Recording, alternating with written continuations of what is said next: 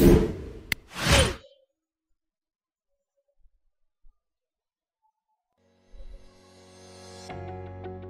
2, selalu berhemat energi.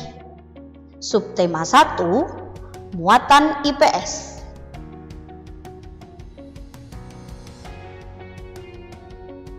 Assalamualaikum warahmatullahi wabarakatuh. Halo anak-anak, bagaimana kabarnya hari ini?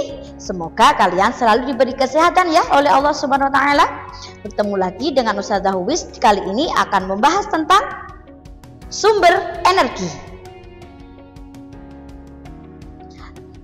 Tahukah kalian apa yang dimaksud dengan sumber daya alam?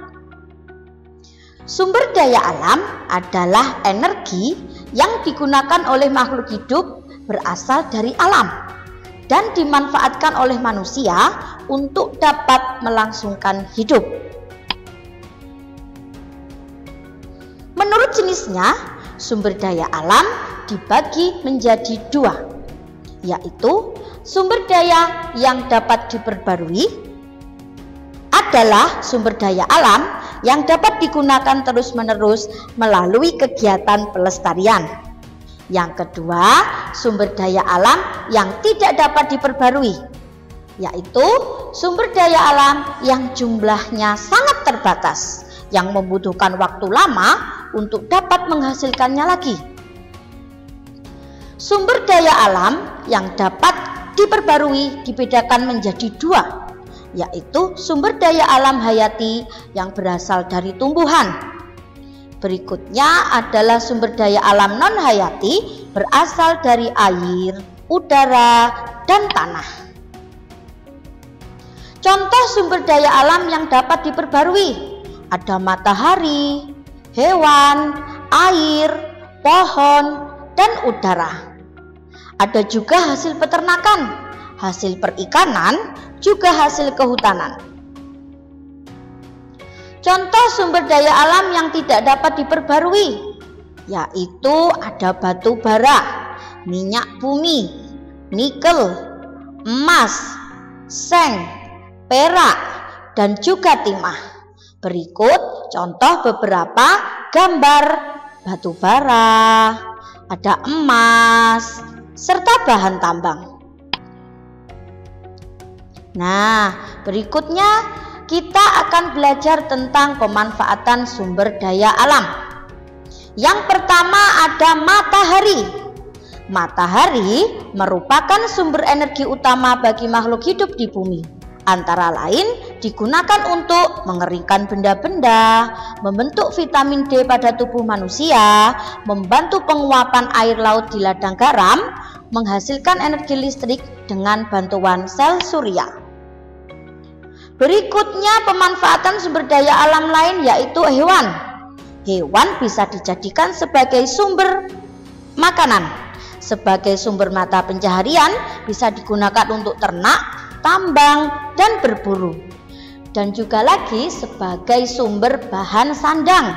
Selain itu sebagai alat transportasi. Berikutnya ada tumbuhan. Tumbuhan itu bisa menghasilkan oksigen untuk kehidupan sebagai bahan makanan, menyejukkan udara sebagai bahan bangunan, juga sebagai bahan pembuat obat-obatan.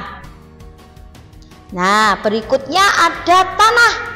Tanah bisa digunakan sebagai lahan pertanian, sebagai bahan peralatan rumah tangga, dan juga sebagai sumber mata air sumur. Berikutnya ada air.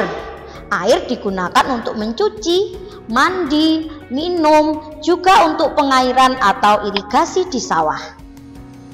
Selain itu ada lagi batu bara. Batu bara bisa digunakan sebagai bahan bangunan, untuk keperluan kesehatan, sebagai bahan industri.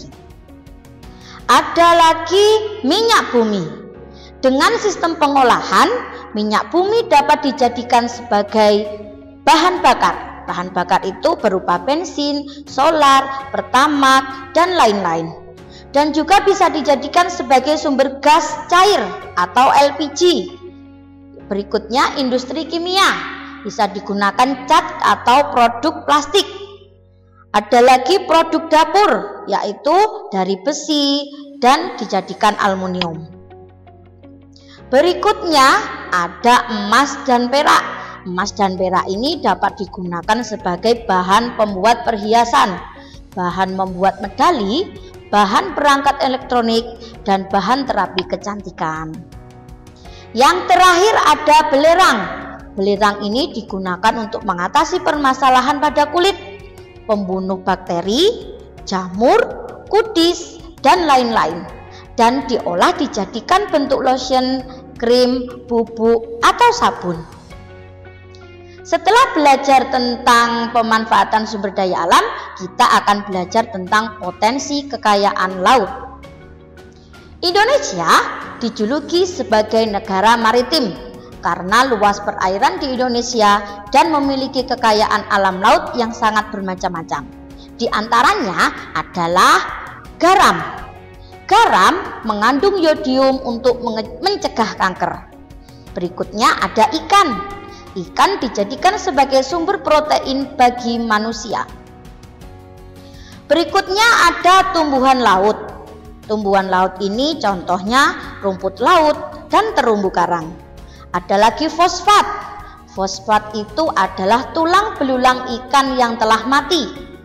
Ada lagi mutiara. Mutiara biasanya dijadikan sebagai perhiasan. Berikutnya ada pasang surut air laut, yaitu perubahan ketinggian air laut akibat adanya gravitasi bulan. Keadaan ini dimanfaatkan oleh nelayan untuk bekerja, di mana nelayan berangkat saat pasang dan pulang saat surut. Terima kasih untuk video pembelajaran kali ini. Semoga videonya bermanfaat untuk kalian ya. Sekian dari Ustazah. Assalamualaikum warahmatullahi wabarakatuh. Tetap semangat.